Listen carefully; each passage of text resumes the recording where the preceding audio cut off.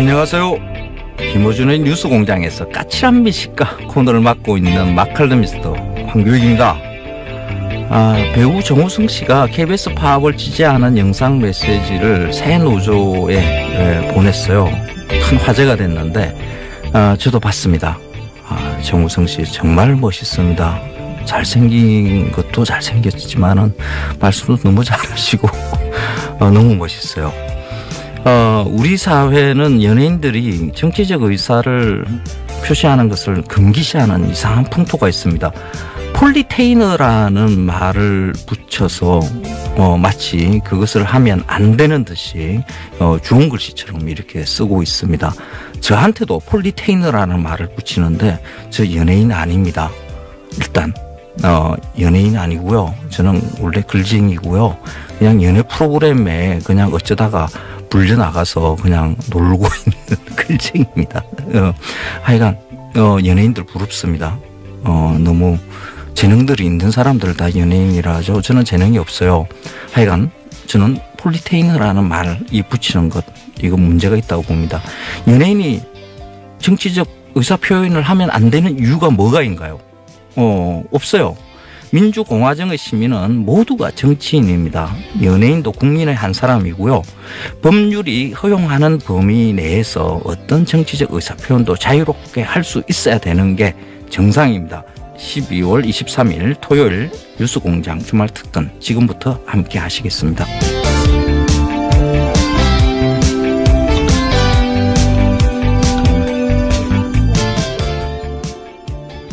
이번 주 주말 특근의 첫 번째 순서, 남경필 경기지사와 이재명 성남시장의 빅매치 준비했습니다. 12월 19일 화요일 2부, 3부에 걸쳐서 방송된 차기 경기지사 유력 주자들이죠. 이 두 분의 생방송 대담, 먼저 2부 내용 다시 들어보시겠습니다.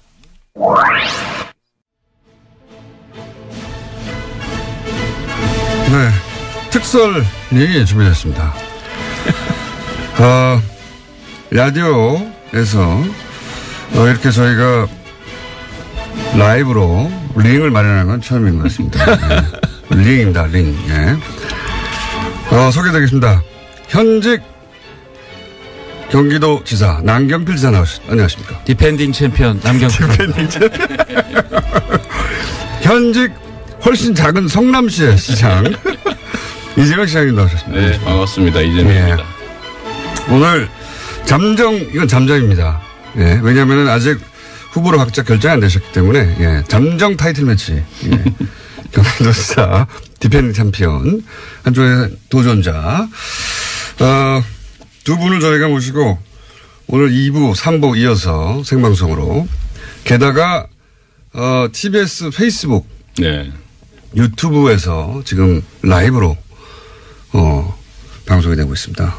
유튜브로 오신 분들은 보실 수 있고 페이스북에서 또 이 두 분의 얼굴을 보실 수 있습니다. 직접.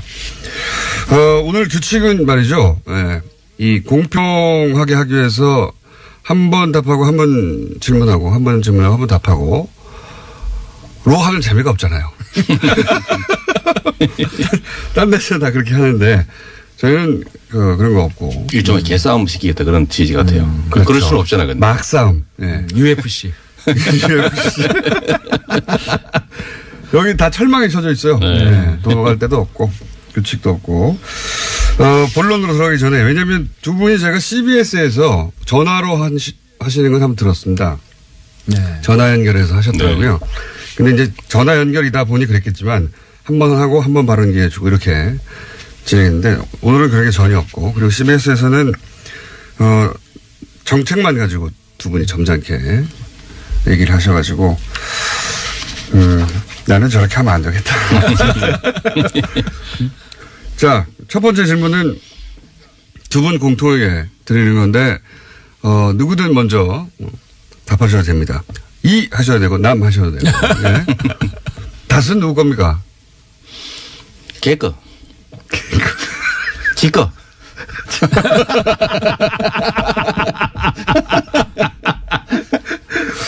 저는 그렇게 생각합니다. 네. 이해했고요.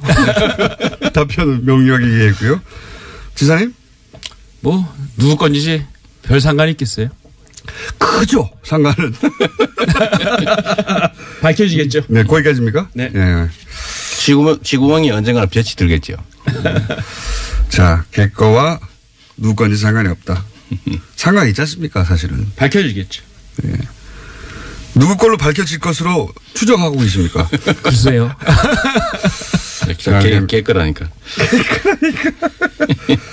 할 얘기가 많습니다, 오늘. 그래서. 근데 이제 정책 이야기는 저는 3부로 밀어놓고 오히려 두 분께서 그동안 여러 차례 만났는데 한 번도 하신 적이 없는 정치적 사안들을 먼저 여쭤보려고 하는 거였거든요. 예. 또 한 가지 이제 정치적 사안, 이 국내 정치 관련해서 제가 또 여쭤볼게요. 지금 바른정당과 국민의당이 어쩌면 크리스마스 때 통합 선언을 할지도 모른다는 보도까지 나올 정도로 통합이 진전되고 있습니다. 그런데 국민의당 내부에서는 명백히 반대하는 분들도 있습니다. 지사님은 사실은 당사자 정당에 계시니까 더더욱 할 얘기가 많으실 것 같고, 시장님은 이제 그 통합의 남의 일이지만 내일 같은. 왜냐하면 좋은데 표현이. 왜냐하면 합쳐가지고 더 센 후보가 나오면 예, 본인 일이 되니까요. 요 통합의 사안에 대해서는 어떻게 보십니까? 이 안철수, 여기서 특히 안철수 대표에 대한 평가도 곁들여져 주시면 좋겠습니다. 네, 그 말씀드리기 전에 아까 제가 우리 이재명 시장님의 말씀에 대해서 제대로 방어하지 못한 이명박 박근혜 대통령 시절에 저는 야당 의원 지사로서 상당한 고충을 겪으면서도 할 말은 다 했다. 여당 내 야당이었다? 그렇습니다. 예, 알겠습니다. 분명히 말씀을 드리고요. 예. 결국은 지방선거 전에 야권을 통합할지 아니면 대통령 선거나 국회의원 선거를 앞두고 통합을 할지 그 선택의 문제라고 봐요. 결국은 문재인 대통령께서 연정과 같은 통합의 정치를 하지 않으셨기 때문에 결국 여야 대결로 가고 있습니다. 그럼 1대1 대결 구도를 만들려고 할 거고요. 그런 의미에서 보자면 지금 자유한국당과 바른정당의 통합 후 국민의당과의 연대일 것이냐 아니면 바른정당과 국민의당의 통합 후 자유한국당과의 연대일 것이냐 이 선택의 문제라고 보기 때문에 어느 방향으로든지 야권 통합의 방향으로 갈 겁니다. 보수 재편의 큰 움직임 속에 그렇죠. 그래서 뭘 먼저 하느냐의 문제일 뿐이다. 그게 어디까지 이루어질지는 모르겠으나 하여튼 그 방향으로는 계속 갈 것이라고 봅니다. 그 가운데 안철수 대표에 대한 평가는요? 굉장히 지금 저돌적으로 잘하고 통합을 있다. 요구하고 계신데요. 일단 집안 사정이 녹록치 않은 것 같아서 지금 지켜봐야 되겠어요. 안철수 대표가 그렇게 어쨌든 통합 드라이브는 잘 걸고 있고 대단한 의지로 제대로 하고 있다. 나름대로의 생존과 관련된 전략이겠죠. 알겠습니다. 저는 뭐 앞으로 정계 개편 또는 뭐 예를 들면 야권 내 연대 이런 거 관련해서는 저는 1대1 구도가 만들어질 거라고 보죠. 왜냐하면 소위 진보는 분열로 망하고 보수는 부패로 망한다 이런 얘기했잖아요. 그건 뭐냐면 보수는 이익 중심의 결합을 한다는 뜻이고 진보는 가치 중심의 사고를 한다는 뜻인데요. 이 가치 때문에 분열하는 이 진보조차도 선거 때가 되면 소위 단일화, 연대, 통합을 합니다. 근데 예를 들면 이익이라면 정말 목숨도 바치는 그런 보수 진영, 가짜 보수들이죠. 목숨 사실은. 빼고 바치지 않습니까? 뭐 목숨만 빼고. 하여튼 그런 이제 소위 우리나라의 좀 가짜 보수들 입장에서는 이익 때문에 분열 상태를 방치할 리가 없어요. 결국은 자기들한테 이익되는 방향으로 간다. 되긴 될 것이다. 최강의 형태는 아마 통합일 테고요. 안 되더라도 연대는 할 거고 정말로 안 되더라도 후보 단일화 정도는 해 나갈 거라고 보죠. 그래서 결국 1대1 구도가 만들어질 거라고 봅니다. 이 움직임을 주도하고 있는 안철수 대표에 대한 평가를 하시자면 또? 뭐 그분이 원래 뭐 많이 왔다 갔다 하시니까. 따로. 그냥 원래 하는 대로 가는 거죠. 경기도지사로 나올 건 아니니까 크게 관심 없으시군요. 네, 관심도 관심이지만. 아니 뭐 워낙 많이 옮겨 다니시니까. 뭐 이번에는 뭐 자연스러운 그 흐름의 일부라고 봐요. 자연스러운 흐름의 일부다. 그러니까 안철수 대표가 어쨌든 중도 진보에 가까운 그런 포지션 상에 있다가 정당도 그렇고 이번에 이제 보수 대통합의 흐름을 그런 재편의 한 가운데 들어가셔가지고 포지션을 옮긴 게 아닌가. 원래 뭐 극중도 하시다가 새 정치 하시다가 극중하시다가 이제 다시 보수 통합 이렇게 하시는 것 같아요. 어쨌든 경기도지사에 나온다는 얘기가 없어가지고 관심이 크게 두 분 다 크게 관심 없으신 것으로. 후보를 단일화 시켜주느냐 안 시켜주느냐만 관심이 있으신 것으로. 굉장히 얄팍합니다. 두 분 다. 우리 가장 험악한 상태로 상징하는 거죠. 대단히 얄팍합니다. 그 얄팍하다는 얘기를 사실대로 하면 어떡해요. 제가 두 분을 이렇게 오랫동안 알아봤지만 두 분이 얄팍하긴 합니다. 설마 김효준 공장장보다 얄팍하려고? 저는 체중이라도 많이 나가죠. 네네네. 자, 벌써 거의 시간이 다 됐는데, 자, 2부는 저희가 이제 미리 말씀드리면 청년 정책, 이걸로 많이 싸우셨죠. 네. 버스 준 공영제, 네. 이걸로도 언론에서 몇 번 부딪히셨고, 그 다음에 이제 주로 또 한번 제가 두 분의. 그 얘기도 있죠. 뭐, 이 적폐청산이나 그렇죠. 두 분의 파이팅을, 네. 볼 주제는 적폐청산. 크게 세 가지 정도가 남아 있습니다. 예. 반응이 굉장히 폭발적이고요. 예. 이재명 잘한다. 또 있고, 꾸질꾸질 이재명도 있고. 아니, 누가 그런 식으로. 남경필 잘한다도 있고요. 예. 우리 갱필이도 있고, 예. 아, 우리 갱필이. 예. 또 가족들 많이 동원하셨네. 자, 페이스북, 유튜브 검색하시고요. 저희 잠시 쉬었다가 3부에서, 2라운드 진행하니까 대기해 주십시오. 예. 남경필, 이재명, 지사, 시장 두 분과 함께하고 있습니다. 남경필 경기지사, 이재명 성남시장의 생방송 스튜디오 출연 대담. 이 김어준의 뉴스공장이어서 가능했었는데 이게 워낙 화제가 됐나 봐요. 뉴스공장 작가진이 이 두 분의 그 대담을 이렇게 연결하는 게 이 일정 조정을 하는데 굉장히 힘들었다고 이야기해요. 그건 한 달 정도 걸렸다고 하는데 그때 그 작가가 이 방송을 예정된 상태에서 저한테 이런 이야기했어요. 저희들 참 훌륭하지 않습니까? 그러면서 자화자찬을 하더라고요. 그 자화자찬 할 만합니다. 남경필 경기지사와 이재명 성남시장의 파이팅 넘치는 빅매치 2부에 이어서 3부 12월 19일에 방송된 내용입니다. 다시 들어보겠습니다.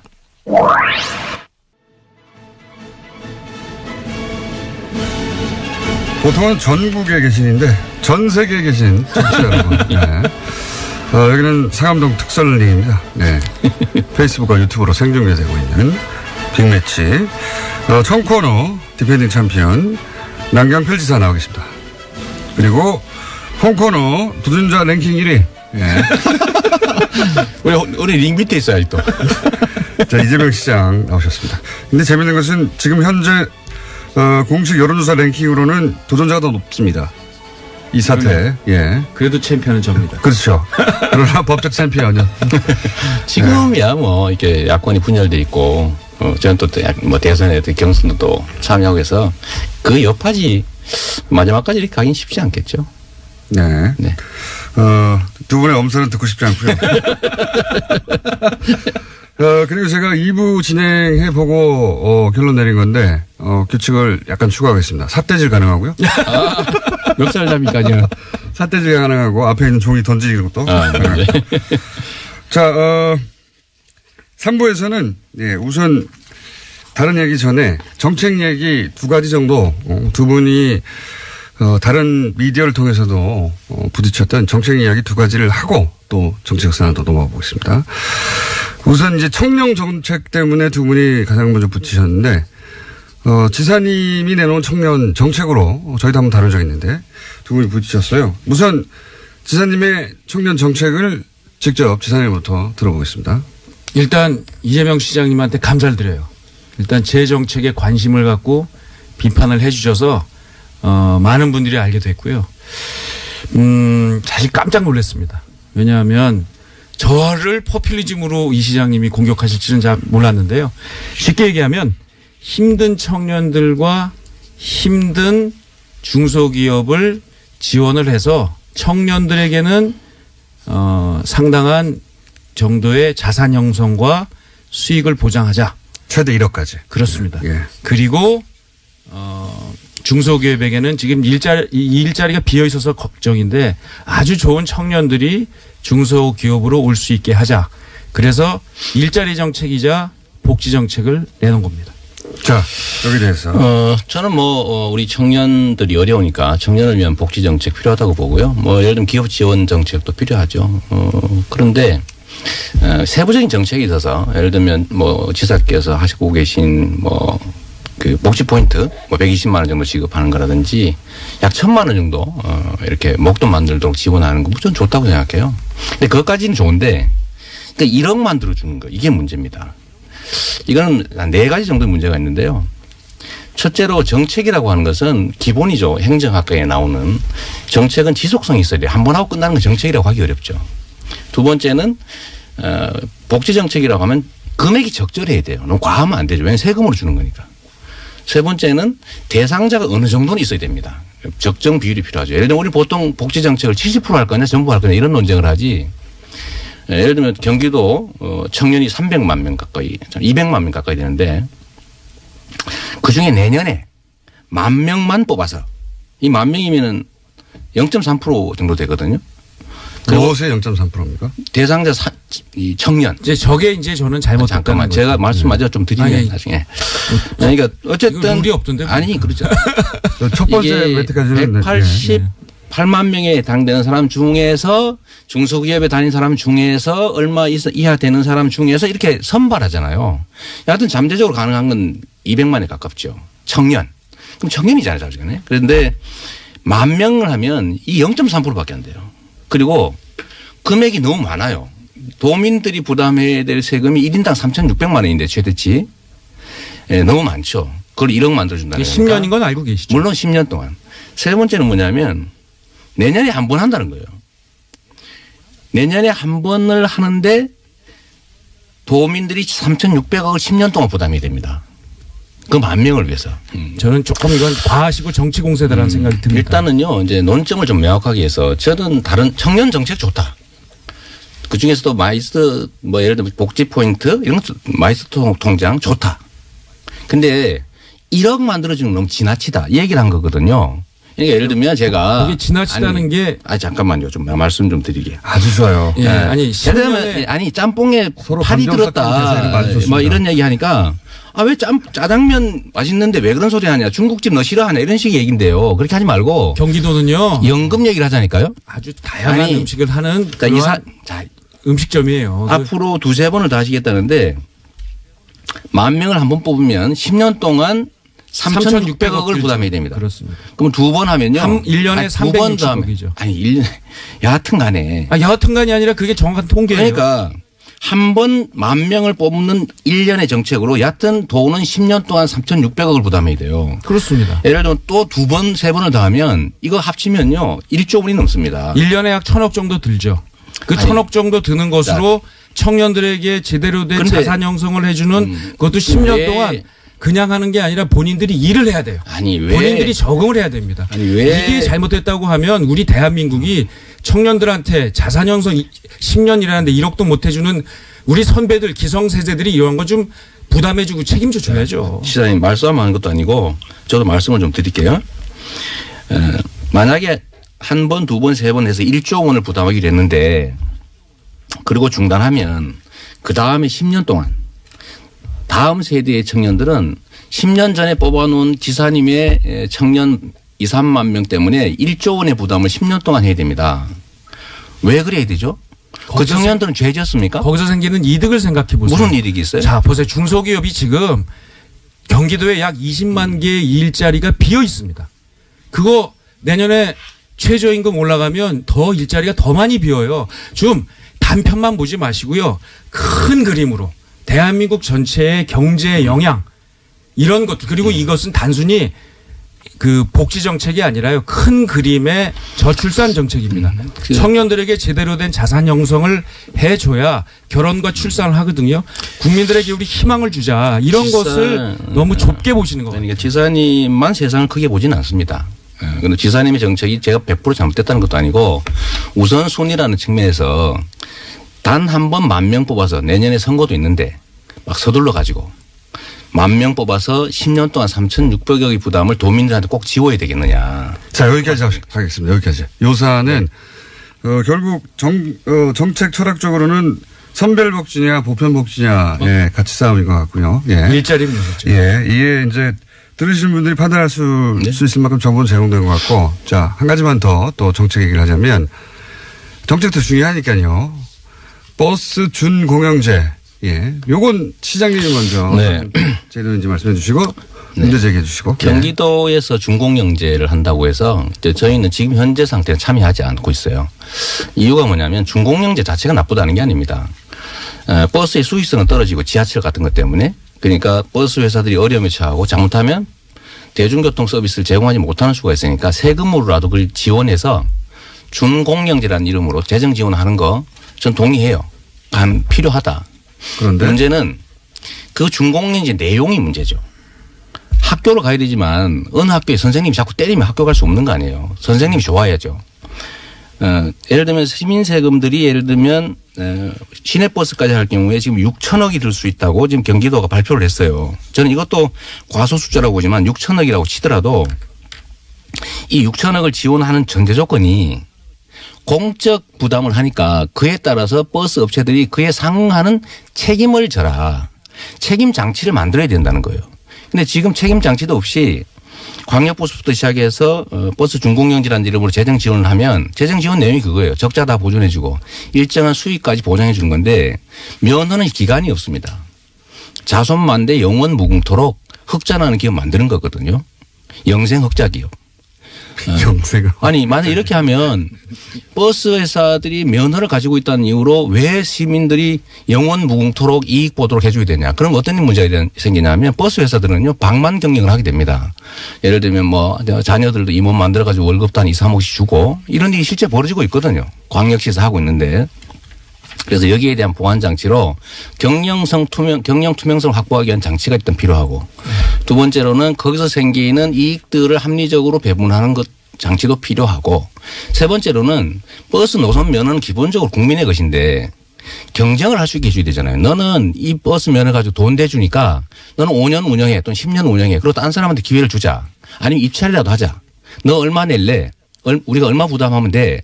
나는 이런 경쟁 시스템을 도입하려면 면허를 환수해야 되거든요. 근데 지금 그 대책이 없어요. 자, 그냥 대주는 거예요. 네. 그래서 이런 보완 장치를 하지 않는 엉터리 준공영제 말고 제대로 된 준공영제 하자라는 겁니다. 취지는 공감하는데 버스에서 공적 책임을 담보할 장치를 만들어라. 네. 이건데요. 근데 저 말씀은 하지 말자는 얘기하고 똑같아요. 저희가 이거 3년 준비를 했는데요. 아까 말씀하신 대로 선생님이 일부 선생님이 때린다. 저 말씀은 선생님이 때리니까 일부 선생님이 학교를 없애자는 얘기하고 똑같아요. 그때 난다니까 선생을 바꾸면 된다니까. 선생의 문제를 보완해 가면서 가야 되죠. 이 내용이 문제라고 하시는데요. 저는 일단 경기도 전체에서 약 5천억, 6천억 편찬이 있습니다만 이게 하루에 매일 약 250만 명의 경기도민들이 버스, 지하철 이용을 하고 있어요. 이분들의 안전 문제입니다. 이 안전 문제 세월호 참사 겪어보시고 지난번 졸음운전 겪어보셨는데 이 안전 문제를 그냥 방치하자. 저는 이 말에 동의할 수가 없고요. 자, 우리 안전을 위해서 시민들을 위해서 250만 도민을 위해서 실시합시다. 아니 자꾸만 조그만 문제를 가지고 하지 말자고 경영, 방만 경영. 불투명 경영은 심각한 문제입니다. 재정 지원을 받는 회사들이 자기 마음대로 운영해가지고 월급 누구 많이 주고 돈 빼돌리고 이런 것들이. 시장님 말씀은 저희가 잘 반영할게요. 반영할 방법이 없잖아요. 지금 시민들 안전의 문제입니다. 아니 6개월 있다 하면 안 돼요? 더 보완한 다음에 하면 안 됩니까? 뭔 준비가 돼요? 저 2년 동안 준비했어요. 그게 엉터리라니까요. 그게 엉터리라고 하는 얘기는 바로 민주당이 다수당인 도의회와 자, 그 얘기를 제가 잠깐 할게요. 도당과 민주당도 그렇고 한 번씩만 발언 기회를 드릴 테니까 민주당도 그렇고 민주당도 그렇고 경기도 의회도 그렇고요. 준공영제 하자 꼭 해요. 그런데 준공영제 내용이 엉망이다 보니 지금 24개 시군 중에서 해당 시군 중에서 12개 시군이 지금 못하겠다고 하고 있잖아요. 두 번째로는 준공영제 하자는 건지 준공영제 이름으로 방만 경영하게 하고 노선 예를 들면 이익 영구적으로 갖게 하고 그다음에 이 사람들의 공적 책임, 예를 들면 사회적 기업으로 전환한다든지 일정한 금액의 지원을 받으면 사회적 기업 전환한다든지 사회적 통제를 가야 되잖아요. 그런 보완 장치가 전혀 없는 상태에서 하는 게 문제라는 겁니다. 자, 그거 하고 해도 되거든요. 내 선거 때만 하는 거 아니에요. 조례 보면 부당 운송 사업자 준공영제 제외 계속 3회 이상 잘못했을 경우에는 준공영제에서 영구 또는 일정 기간을 그 업체를 제외할 수 있다. 이렇게 돼 있고요. 월급 많이 주는 게 부당이 아니잖아요. 시장님. 이 공영제를 하시자고 했어요. 이 김어준의 장기적으로 그래야 된다고 장기적으로라도 하게 되면 그 장기적이 20년이니까 30년이니까 하시려면 5년 10년 해야 될 텐데 장기적으로라도 하신다면 이거 예산이 2조 이상 듭니다. 이거야말로 하지 말자는 얘기죠. 지금 중공영제 하자니까요. 제대로. 중공영제 그러니까 들어오시라고요. 아니 이런 엉터리 어떻게 들어가요? 그러다 예산 낭비하는데. 준비가 돼 있는데. 아니 버스 회사 무슨 봉 잡힐 일이 있습니까? 봉 잡히는 게 아니고요, 시장님. 아니 재정을 무한대로 투입하고 버스 회사는 책임도 안 지고 자손만대 영원히 이익 내는 회사 만들어 주는 게 그게 나쁜 짓이죠. 250만 경기도민을 위해서 약 1년에 경기도 전체, 경기도는 2,500억, 전체 하면 5,000억 정도를 써야 된다고 생각하고 충분히 쓸 여력이 있습니다. 자, 제가 이 얘기 잠깐 할게요. 경기도의 버스 기사, 버스 노동자가 2만 명이에요. 그래서 근무 시간을 절반으로 줄여서 4만 명을 만들더라도 이 사람들한테 1년에 1,000만 원씩 추가 지원해 주는 것이 낫지. 왜 버스 회사에 줍니까? 돈 나눠준 거 너무 좋아하지 마세요. 또 똑같은 예산을 쓴다면 왜 버스 회사를 주냐. 장시간 노동이 문제라서 사고가 나면 버스 근로자한테 처우 개선비를 주라. 자, 두 분이 요 사안은 충분히 쟁점이 전달된 것 같아요. 예. 쟁점이 전달이 안 됐다면 그거는 저 책임은 아닙니다. 오늘은 1차전일 뿐이니까요. 네. 네. 제가 보기에 이거는 최소한 한 달에 한 번 정도는 하는 게 빅매치로 왜냐면 지금 광역 지도단체 중에 두 분처럼 이렇게 일찍부터 구도가 만들어진 케이스가 없어서 저희가 앞으로 한 6개월간 6번 정도는. 좋습니다. 네, 이분들을, 그때는 이제 이렇게 굉장히 멀리 떨어져 있어서 손이 안 닿잖아요.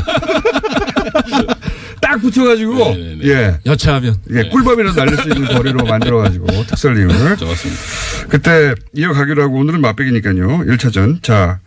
한 가지 더 주제가 있습니다. 몇 가지 주제가 더 있는데 오늘은 시간상 하나만 더 할 수 있을 것 같은데 짧게. 네.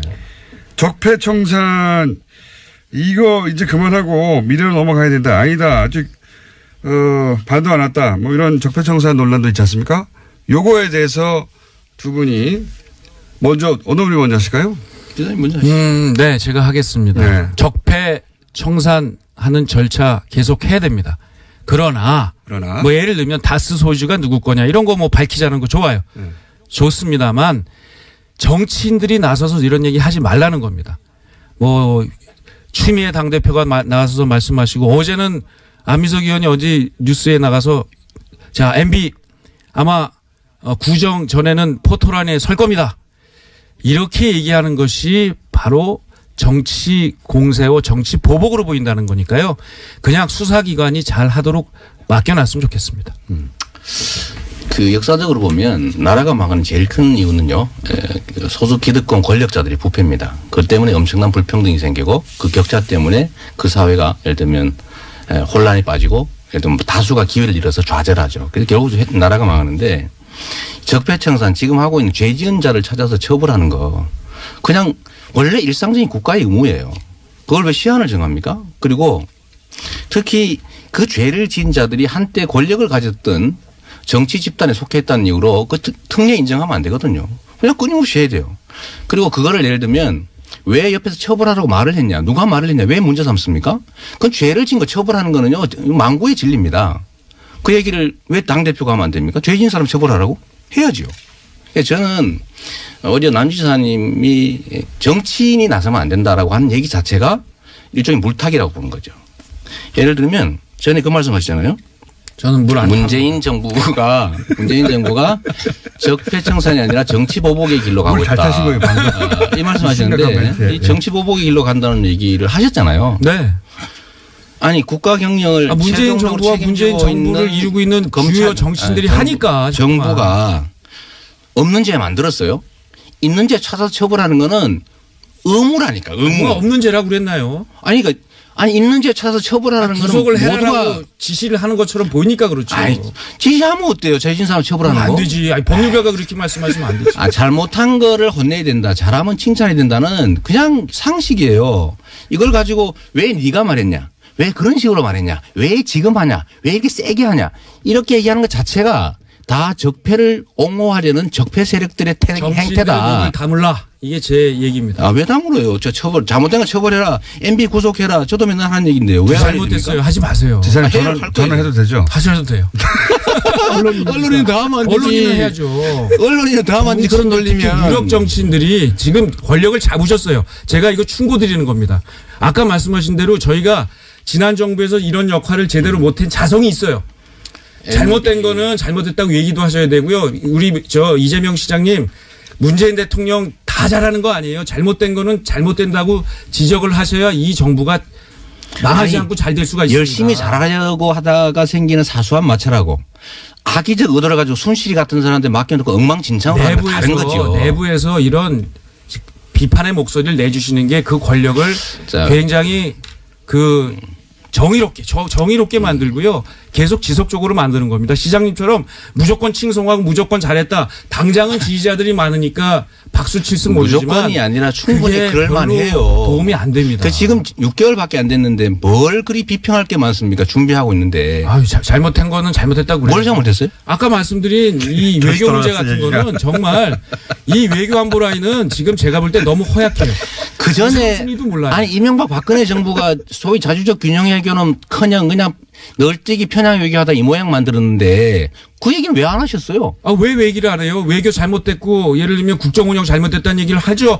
제가 한 얘기들을 한번 찾아보세요. 아니 지금처럼 하지 않으셨다고요. 얼마나 박근혜 지키기 위해서 출마한다면서요. 그거는 선거 때 했던 얘기인데 그때 좀 쑥스럽게 하지 마십시오. 내가 좀 실수했다고 얘기했잖아요. 아니 물고 늘어지는 거 아닙니다. 네, 알았어요. 알았는데 지금 우리 사회의 제일 큰 과제는요. MB를 정점으로 한 부정한 권력의 불법 행위들입니다. 이걸 청산하지 않으면 우리 사회 한 발도 못 나가요.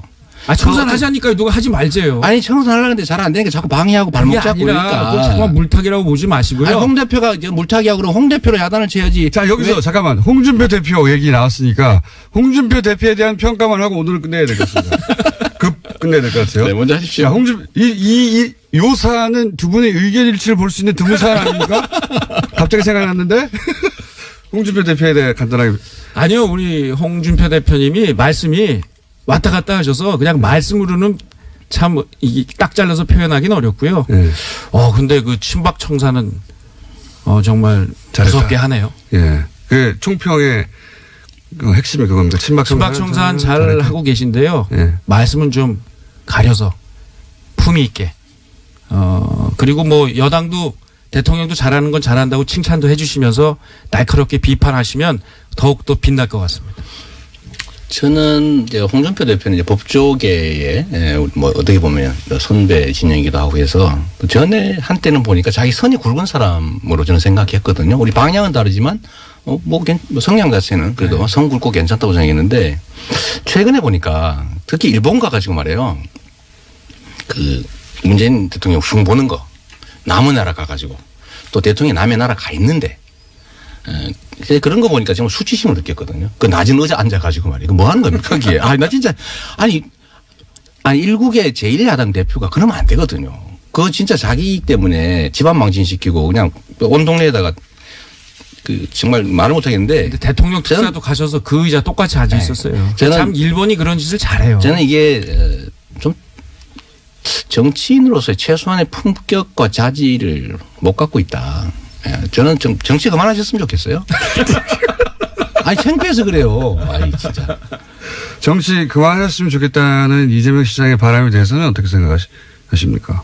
정치 하시는 분한테 그건 내심 그러니까 국민들의 선택이죠. 저도 국민이라서 좀 안 했으면 좋겠어요. 창피해서 그래요. 창피해서. 뭐 저는 국내에서 무슨 주장해도 상관없는데 입장이 다르니 그럴 수 있죠. 해외에 나가가지고. 그건 정말 아닌가. 근데 그런 시각을 우리 이재명 시장님은 날카로우신데 대통령과 집권 세력에 대해서도 좀 잣들 들이대세요. 그리고 쓴소리를 하시면 그게 바로 정권에 대한 도움입니다. 진짜 잘못하거나 나쁜 의도를 갖고 있을 때. 근데요, 지금 외교 문제는 조금 더 연구해 보시면 지금 이 정부가 가고 있는 외교 방향은 상당히 정권이 너무 망쳐놨어요. 잘못되어 있다는 걸 인식하시고. 제가 그래서 외교 문제는 이렇게 얘기했어요. 진짜 거미줄에 걸린 나방 같은 신세인데 그 빠져나가려고 바둥바둥하는 거를 산불 같은 거는 정말 그 빠뜨려 놓은 사람들이 그렇게 비난하는 게 아니죠. 아마추어적으로 저기 하겠다고 하셨는데 이건 진짜 한국 외교의 참사입니다. 저는 산불 정책은요. 프로의 그 자, 마이크 끕니다. 이제 잘한 거예요. 그래 해야지. 아니 MB 편입 계속 얘기하고 계세요. 저는 인사하겠습니다. 지금까지 남경필 지사, 이재명 시장이었습니다. 여기서 마치도록 하겠습니다. 남경필 경기지사와 이재명 성남시장 생방송 스튜디오 출연. 정말 재밌습니다. 거의 난타전이에요. 심판 말도 안 듣고요. 4816번님 드라마보다 더 꿀잼. 역시 뉴스공장이라는 의견 보내주셨습니다. 이 방송의 재미는 사실 출연자들이 마음 놓고 편안하게 뭔 이야기든지 할 수 있게 해주는 것. 사실 그게 제일 재미있거든요. 아마 그래서 아마 이게 드라마보다 더 꿀잼이었을 겁니다. 8955번님께서는 내부자 둘 2탄 만들어 달라고 하셨어요. 김영래님께서도 내부자 둘 코너의 닉네임이었죠. 톰과 제리 코너 남경필 이재명으로 바꾸서 고정해 주세요. 가능할까요? 두 분이 작가들 이야기로는 그 남지사와 이 시장 측에 고정 출연에 대해서 긍정적으로 생각하고 있다 그러니까 가능할지 다음 시간 언제가 될지 아마 작가들이 많이 고생을 할 것 같습니다. 기대해 보겠습니다. 뉴스공장 주말특근 마지막 순서는 도시건축가 김진애 박사의 도시 이야기입니다. 이번 주는 수도권 개발 제한구역 그린벨트죠. 그린벨트의 미래에 대해서 살펴봤는데요. 12월 21일 목요일 4부에 방송된 내용입니다. 다시 들어보시겠습니다.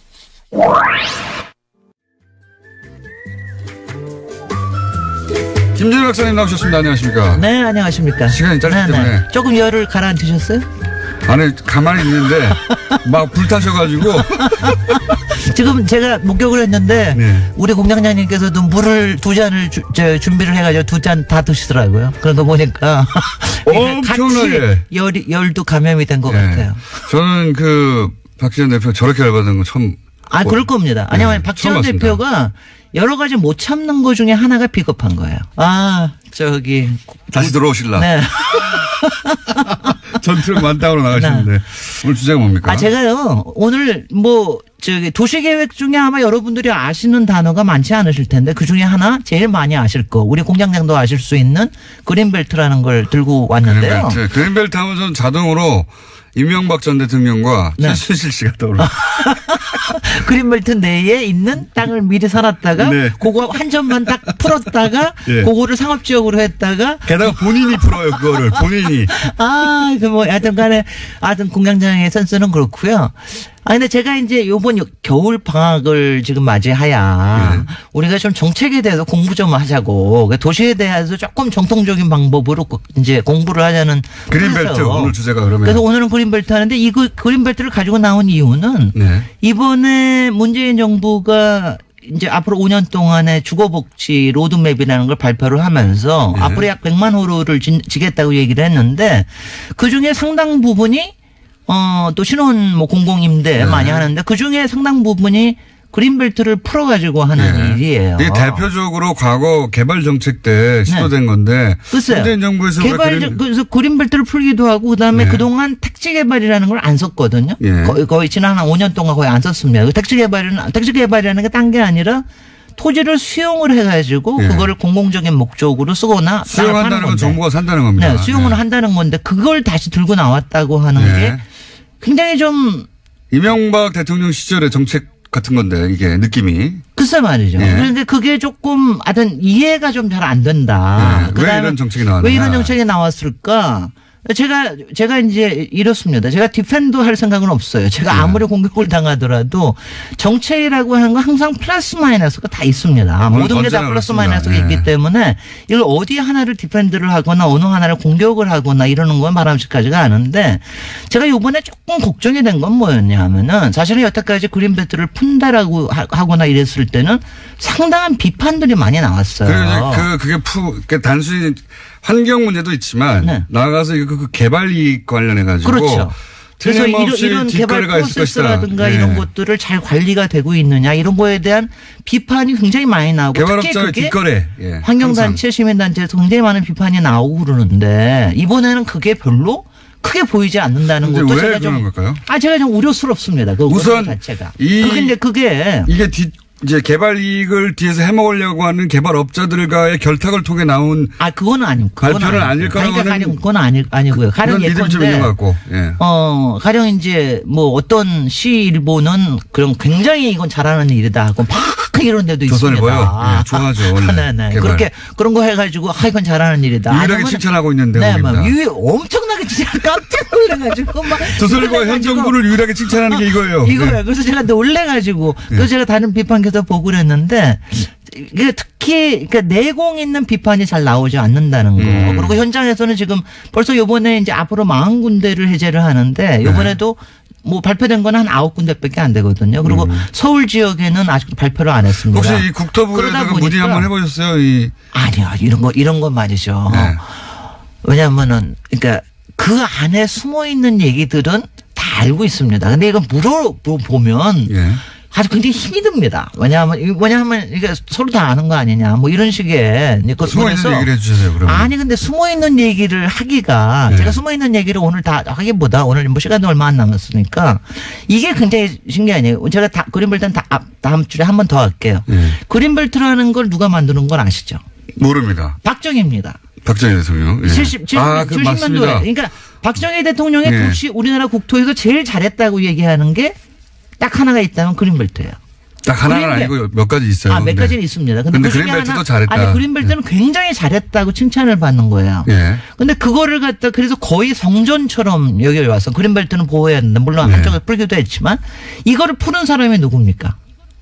여러 사람이 풀었죠. 여러 사람이 풀었지만 한 25년, 거의 30년 만에 푸른 사람이 김대중 대통령이에요. 네, 맞아요. 김대중 정부에서 그린벨트를 완전히 거의 너무 오래 묶여서 한 14개 도시의 주변에 있던 거를 절반을 완전히 없애버렸어요. 그건 나머지 대도시권에만 남겨놨는데 이게 굉장한 아이러니예요. 맞습니다. 제가 보면은 이게 보면은 그러니까 이게 보면은 개발 지상주의자라고 비판받는 박정희 대통령이 그걸 묻고. 예. 그리고 진보적인 대통령이라고 평가받는 김대중 대통령이 그걸 풀고. 그리고 굉장히 환경에 대해서 많이 공감을 갖고 있는 사람이 그걸 풀고. 이게 이제 굉장히 그럼 여기에 무슨 역학이 있어서 그런가. 거기에는 항상 들어가 있는 게 이제 주택입니다. 그러니까 특히 공공주택. 그걸 여기다가 어떻게 하면 공공주택을 저기를 하는 취지에서 그린벨트를 이제 해제를 하는. 근데 이런 게 그리고 실제 그린벨트를 해제한 거 보면 노무현 정부 때 굉장히 많이 풀었습니다. 그러니까요. 이명박 정부는 조금 덜 풀었고. 도시로 들어왔죠. 오히려. 박근혜 때는 거의 안 풀었어요. 신기하죠. 굉장히 신기한 일입니다. 이것이 어떻게 된 일인지 설명을 다음 시간에 하셔야 될 것 같습니다. 이런 재밌습니다. 이 역학. 네. 거꾸로일 것 같은데. 네네. 왜 이런 일이 벌어졌는가. 네네. 자, 이제 안녕. 아이고 이거 무슨 뭐 이렇게 선수를 쓰다니. 오늘도 선수를 안녕. 아직도 김진애 박사였습니다. 하기도 전에 미리 안녕부터. 도시건축가 김진애 박사님이었습니다. 안녕하셨어요? 제가 하겠습니다. 안녕. 박정희 대통령의 치적이라고 할 수 있는 그린벨트를 외려 김대중 노무현 대통령 시절에 주로 해제해 왔다는 사실이 무척 흥미롭습니다. 국민의당 박지원 전 대표의 방송 분량이 늘어나면서 그 이후 뒷이야기를 갖다가 듣지 못해 아쉽습니다. 김진애 박사의 도시 이야기 다음 주와 더 기대됩니다. 어제가 1년 중에 밤이 가장 길고 낮이 가장 짧은 동지였습니다. 동지. 팥죽 먹어야 되죠? 어떻습니까? 청취자 여러분, 팥죽 한 그릇들 하셨는지요? 이 팥죽을 먹는 이유가 그 팥은 붉은색이고 붉은색은 옛날에 귀신을 쫓는다 해서 액마기로 먹었다고 해요. 동짓날에는 팥죽을 먹는 것만 아니라 이 팥죽을 써서 대문간에다가 이렇게 문설주에 바르기도 하고요. 대문 옆에 놓아두기도 하고요. 그랬습니다. 그러면 귀신이 오지 않는다라고 해서 그랬죠. 동지의 풍습입니다. 그런데 이제는 그게 많이 없어졌어요. 이 동지도 애동지, 중동지, 노동지라고 해서 이렇게 따로 이렇게 부르는 게 있었는데 음력 동지 달이 어디에 해당하는가 이게 따라서 이제 나눠집니다. 근데 올해는 음력 11월 5일이고 애동지입니다. 애동지는 팥죽을 끓이는 것이 아니라 팥떡을 먹는다고 해요. 팥떡? 팥죽 먹기도 힘든데 팥떡까지 먹는 게 쉬운 일은 아니겠죠. 팥죽. 그래서 동지면 팥죽은 먹어야 됩니다. 어제 못 드신 분들 팥죽, 따뜻한 팥죽 한번 챙겨 드시는 것도 좋을 것 같고요. 식은 팥죽이 저는 더 맛있던 것 같아요. 뉴스공장 주말 특근 오늘 준비한 순서는 여기까지입니다. 저는 금요일 8시 40분 막과 멋있는